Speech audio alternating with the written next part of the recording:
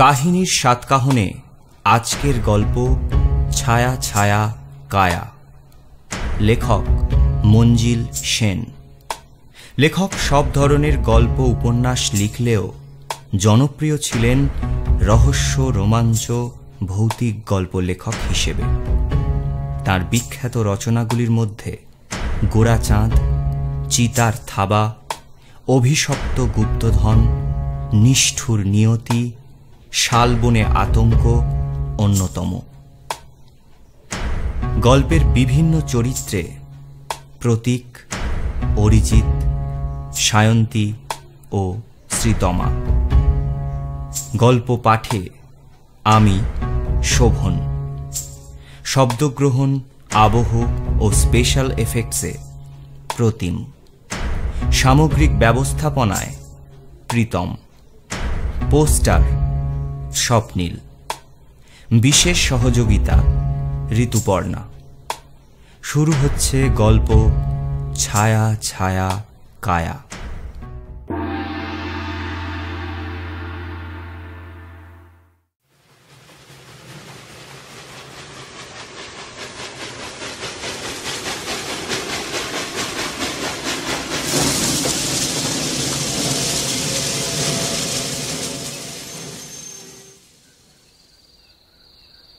বিজন যখন ট্রেন থেকে নামল তখন অন্ধকার নেমে এসেছে।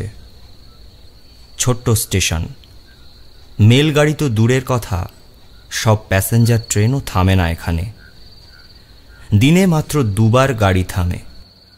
একবার সেই সকালে কলকাতার দিকে যখন গাড়ি যায়, আর সন্ধেবেলা যখন কলকাতা থেকে আসে। এই স্টেশন ছুঁয়ে ধুঁকতে ধুঁকতে চলে যায়। আশেপাশের কয়েকটা গ্রামের মানুষের অনেক দিনের চেষ্টায় এই স্টেশনটা হয়েছে। তার আগে এই অঞ্চলের মানুষকে অনেকটা হেঁটে দূরের স্টেশনে গিয়ে ট্রেন ধরতে হতো। বিজন কলকাতার এক সওদাগরি আপিসে চাকরি করে। আগে সাহেবরা ছিল মালিক, এখন মারোয়ারি মনিব। খাটনি খুব, ছুটি ছাটাও কম। ওর নিজের বাড়ি কিন্তু হুগলি জেলায়। রোজ ট্রেনে যাতায়াত করে। মাস দুই হলো ওর বউ 3 বছরের ছেলেকে নিয়ে মায়ের কাছে গেছে। মায়ের খুব অসুখ, দেখবার কেউ নেই। এই 2 মাসে বউ আর ছেলেকে দেখে আসার সময় হয়ে ওঠেনি বিজনের।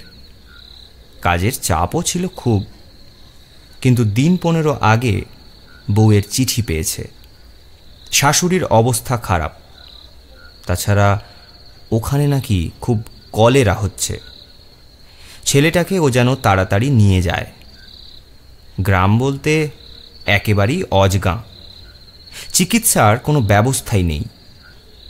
অসুখ বিসুখে মানুষকে ছুটতে হয় সেই 3 ক্রোশ দূরে করিমপুরে। সেটাও গ্রাম, তবে বর্ধিষ্ণু। ডাক্তার বদ্যি আছেন। অগত্যা শনিবার আপিস থেকে বেরিয়ে ও এই ট্রেনটা ধরেছে। সবেধন নীলমণি এই ট্রেনটা হাত ছাড়া হলেই যাওয়া শিখে উঠবে। বাসে অবশ্যই যাওয়া যায়, তবে সরাসরি কোনো বাস ওখানে যায় না। 2 বার বাস বদল করতে হয়, সময়ও লাগে অনেক। তাও যেখানে নামিয়ে দেয় সেখান থেকে শ্বশুরবাড়ির দূরত্ব বেশ অনেকটা। স্টেশন থেকেও ওর শ্বশুরবাড়ির গ্রাম যে খুব কাছে তা নয়, মাইল 3-4 হাঁটতে হয়। কিন্তু ট্রেনে অনেকটা কম সময় লাগে। বাসের মতো গাদাগাদি আর ধকলও নেই। স্টেশন মাস্টার ট্রেনটা পার করে দিয়ে নিজের কোয়ার্টারে ফিরে যাবার উদ্যোগ করছিলেন। একাই তিনি স্টেশন মাস্টার, আবার টিকিট কালেক্টর। বিজনকে দেখে বললেন, কোথায় যাবেন? বিজন গ্রামের নাম বলল। স্টেশন মাস্টার ভুরু কুঁচকলেন, বললেন, ওদিকটায় শুনেছি কলেরা মহামারী লেগেছে। 2-1টা গাঁও নাকি উজাড় হয়ে গেছে। শহর থেকে ডাক্তাররাও আসতে ভয় পাচ্ছেন, এমন অবস্থা। এদিকে অন্ধকারও হয়ে এসেছে। আপনি একা একা এতটা পথ যাবেন? আসলে ওইদিকে আমার শ্বশুরবাড়ি। ও, সাবধানে যাবেন, কানে যা আসছে অবস্থা ভালো নয়। রাতটা এখানে কাটিয়ে গেলেই ভালো করতেন। স্টেশন মাস্টারের আন্তরিকতার জন্য ধন্যবাদ জানিয়ে বিজন কাঁচা মাটির পথ ধরল। অপরিচিত মানুষের জন্য এমন উৎকণ্ঠা গ্রাম দেশেই সম্ভব। শহরে কেউ ওর দিকে চোখ তুলেও তাকাতো না। একটু পরেই নেমে এলো ঘুটঘুটে অন্ধকার। বিজন বুদ্ধি করে একটা ছোট টর্চ সঙ্গে এনেছিল, নইলে ওর পক্ষে আর এক পাও এগোনো সম্ভব ছিল না। টর্চের আলোয় হঠাৎ ওর চোখে পড়ল বীভৎস এক দৃশ্য। একটা শেয়াল একটা বাচ্চার মৃতদেহ মুখে করে টেনে নিয়ে যাচ্ছে, বোধহয় মহামারীর বলি। চোখে আলো পড়তেই শেয়ালটা জলজলে চোখে বিজনের দিকে তাকালো। মুখ থেকে মৃত বাচ্চাটাকে ফেলে খ্যাঁক করে হিংস্রভাবে একটু এগিয়ে এলো। বিজনের বুকের ভেতরটা ছ্যাঁত করে উঠল।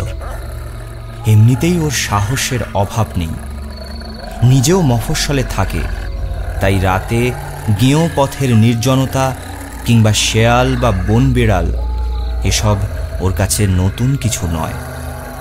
কিন্তু এই মুহূর্তে এক ক্ষুধার্ত হিংস্র শেয়ালের মুখোমুখি হয়ে ওর বুকে কাঁপুনি না ধরে পারল না।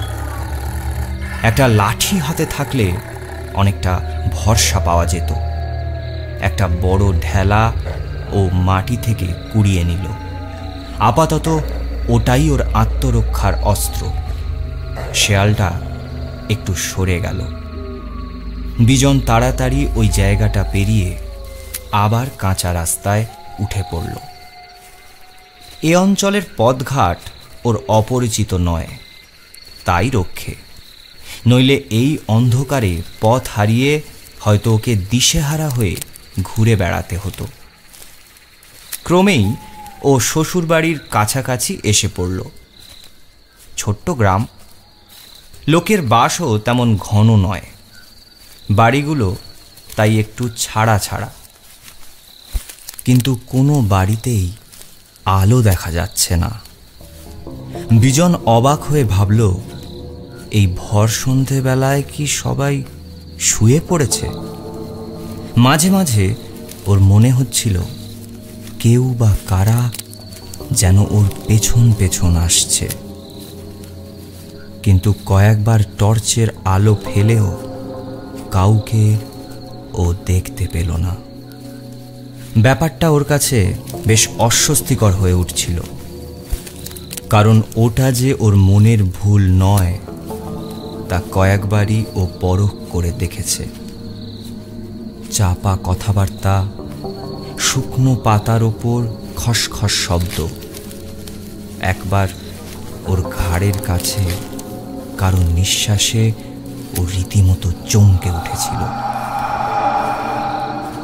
তারপর ভেবে দেখল চামচিকা বা নিশাচর কোনো পাখি ওর ঘাড়ের কাছ দিয়ে উড়ে গেছে, তারই ডানার ঝাপটা লেগেছে।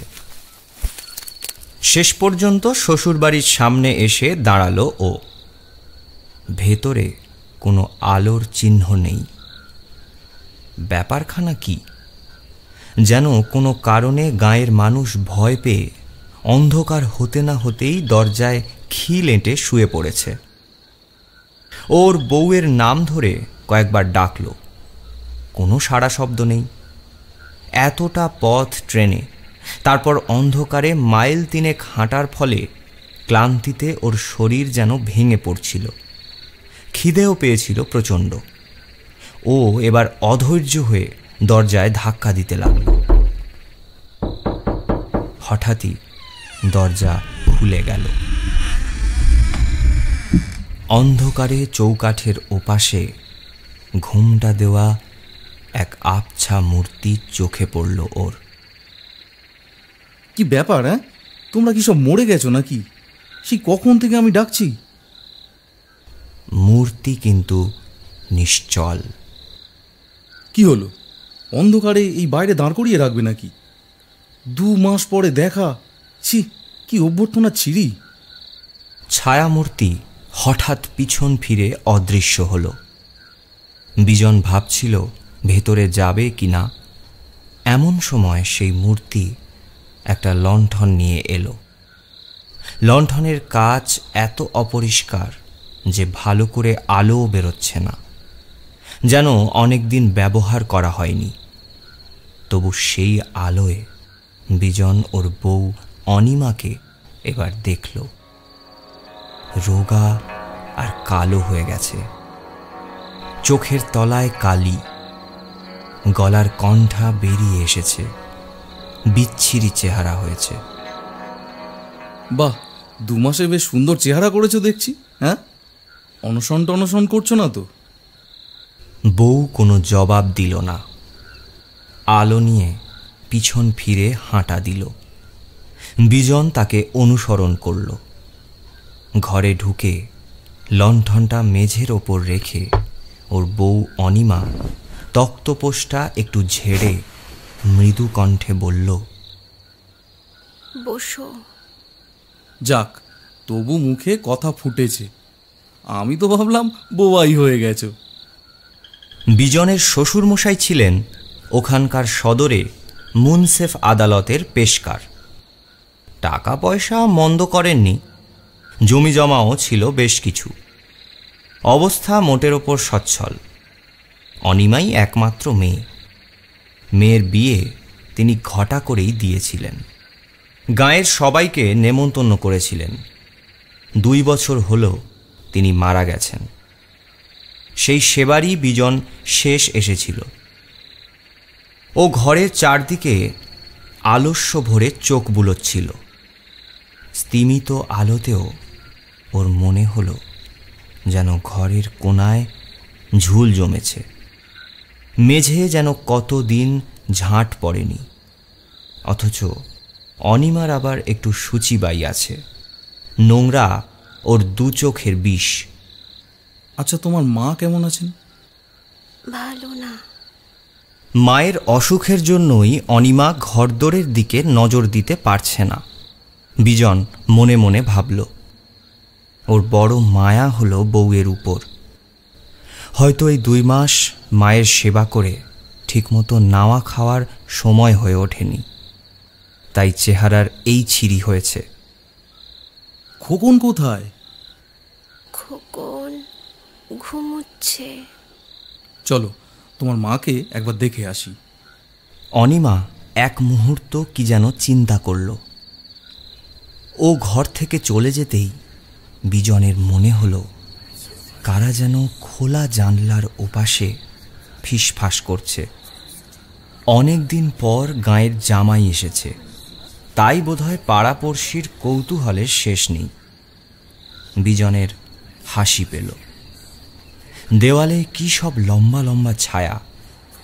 লণ্ঠনের আলোয় মনে হচ্ছে যেন প্রেতের নৃত্য।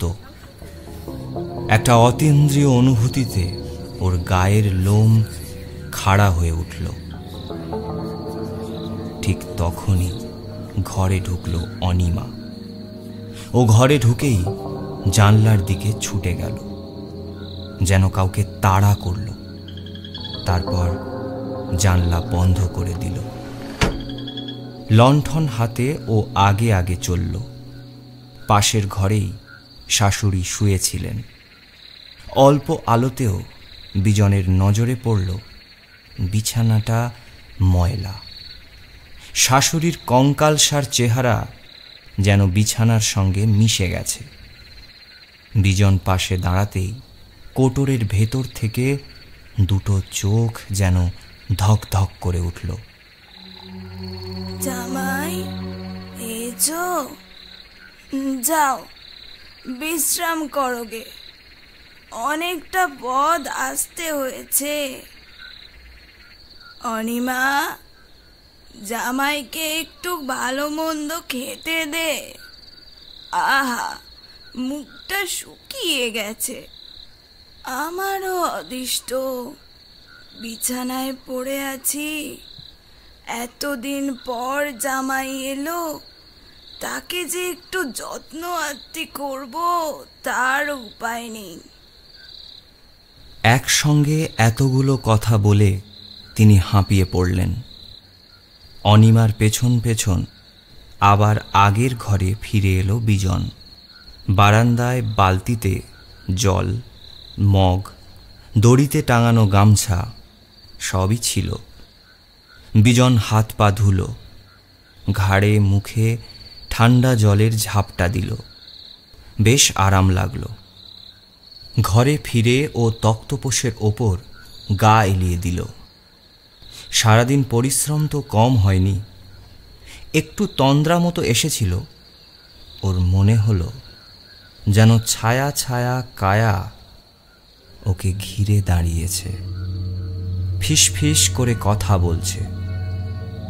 অনিমা হঠাৎ একটা কি যেন হাতে নিয়ে ছুটে এলো, ছায়া মূর্তিগুলোর দিকে তেড়ে গেল।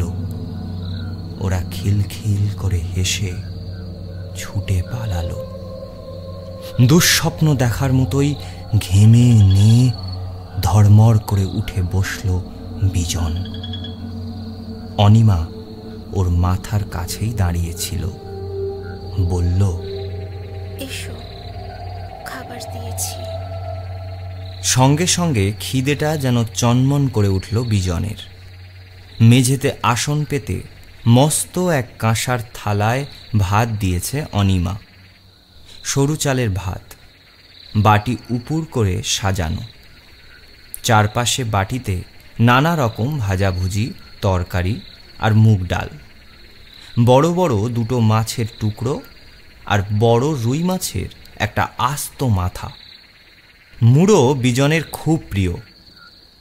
কিন্তু এই অল্প সময়ের মধ্যে এত সব জোগাড় করলো কেমন করে অনিমা? ও যে আজ আসবে তা তো অনিমাকে জানায়নি। ও অনিমার মুখের দিকে তাকালো। ও স্থির দৃষ্টিতে ওর দিকে তাকিয়ে আছে। কেমন যেন অস্বস্তি বোধ করল বিজন। ভাত ভেঙে মুগের ডালের বাটিটা উপুর করতে করতে বলল, বাহ বাহ, তুমি তো দ্রৌপদীকেও হার মানাবে দেখছি। বিনা নোটিশে এমন জামাই ভোজনের ব্যবস্থা করেছো, তুমি বোধহয় জাদু জানো। খাবার সময় ওর আবার সেই অনুভূতিটা হলো। কারা যেন দরজার আড়ালে চাপা গলায় কথা বলছে, রঙ্গরসিকতা করে চাপা হাসি হাসছে। বিজন লক্ষ্য করল অনিমার দৃষ্টিও দরজার দিকে। হঠাৎ ও দরজার দিকে ছুটে গেল, যেন কাদের তেড়ে গেল। ফিরে আসতেই বিজন বলল, কি হলো? কে এসেছিল? ও কিছু নয়, বেড়াল। তুমি খাও। অনিমা ওর থালার সামনে দু হাঁটু মুড়ে আবার বসল। খাওয়া দাওয়া শেষ করে অনিমার দেওয়া এক খিলি পান মুখে পুরে ও আয়েশ করে তক্তপোষে গা এলিয়ে বলল, আজ রাতে যা ঘুমোবো না? কম ধকল গেছে শরীরের ওপর? না। অনিমার তীক্ষ্ণ কণ্ঠে চমকে উঠল বিজন। থতমত খেয়ে বলল, না আবার কি? তোমার এখানে রাত কাটানো হবে না? বিজন যেন আকাশ থেকে পড়ল। সে কি, এত রাতে কোথায় যাব? আজ রাতেই তোমাকে ফিরে যেতে হবে। বিজন যেন কথাটা বিশ্বাস করতে পারল না। বলল, তার মানে আমি তো সোমবার ভোরের ট্রেনেই ফিরে যাব ভেবে এসেছি। এখানে খুব বিপদ। কলেরা মহামারী লেগেছে। বিনা চিকিৎসায় মানুষজন মরছে।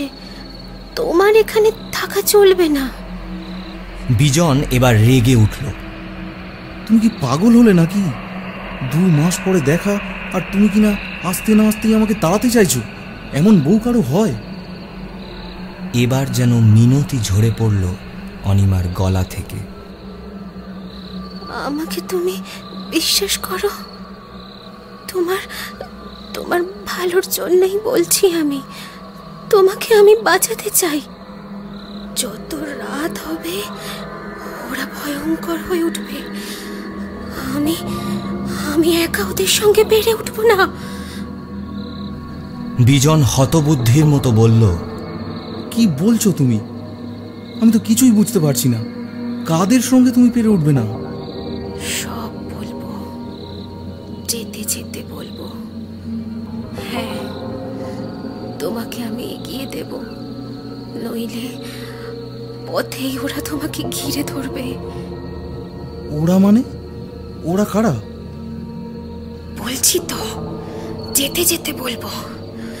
তুমি কি কিছুই বুঝতে পারছো না? বাইরে কারা যেন চাপা গলায় হেসে উঠল। শিরদাঁড়া দিয়ে একটা হিম স্রোত নেমে গেল বিজনের। কোনো মতে সে জিজ্ঞেস করল, কারা ওখানে? শাকচুন্নি। তোমাকে বার করে দিয়ে এসে ওদের আমি দেখাচ্ছি মজা। সত্যি করে বলো তো, কাদের কথা তুমি বলছো? বলবো, সব বলবো। তুমি আর দেরি করো না লক্ষ্মীটি, এক্ষুনি বেরিয়ে পড়ো। আমি একা হয়তো শেষ পর্যন্ত ওদের ঠেকিয়ে রাখতে পারবো না। আর খোকন? ওর জন্য তোমাকে চিন্তা করতে হবে না, ও আমার কাছেই ভালো থাকবে। প্রায় জোর করেই বিজনকে ও ঘর থেকে বার করে নিয়ে হাঁটতে শুরু করলো।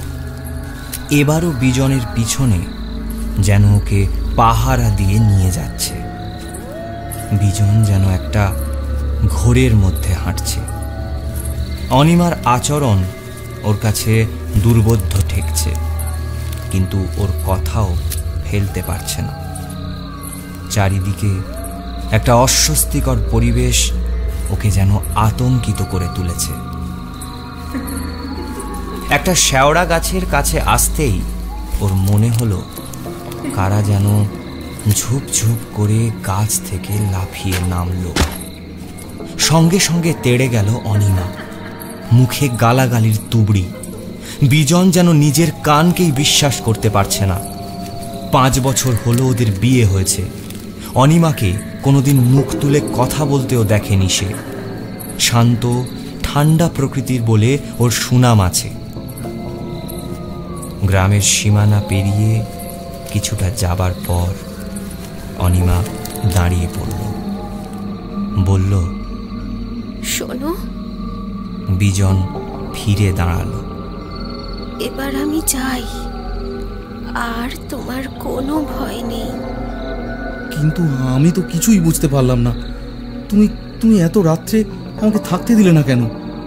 কাদের থেকে বিপদ? এত সব কাণ্ডের মানে কি? কয়েক মুহূর্ত চুপ করে রইল অনিমা, তারপর বলল, কলেরায় গা উজাড় হয়ে গেছে।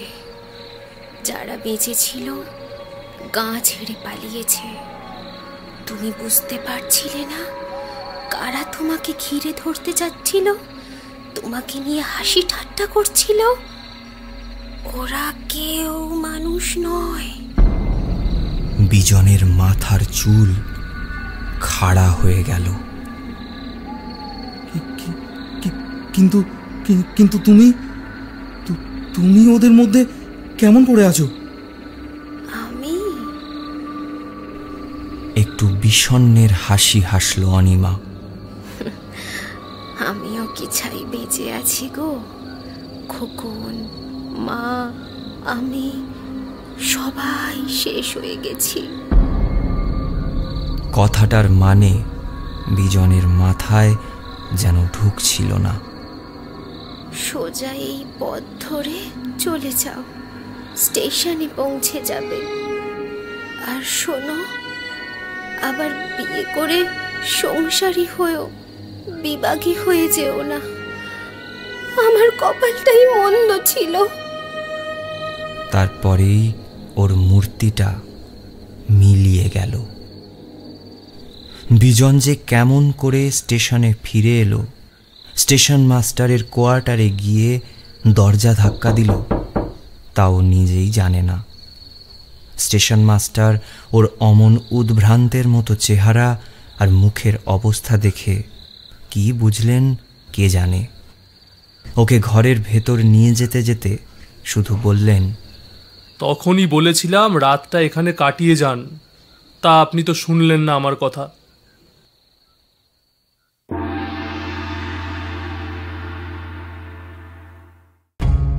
এতক্ষণ শুনলেন লেখক মঞ্জিল সেনের লেখা গল্প ছায়া ছায়া কায়া। আগামী সপ্তাহে কাহিনীর সাতকাহনে আরও একটি নতুন গল্প নিয়ে হাজির থাকছি আমরা।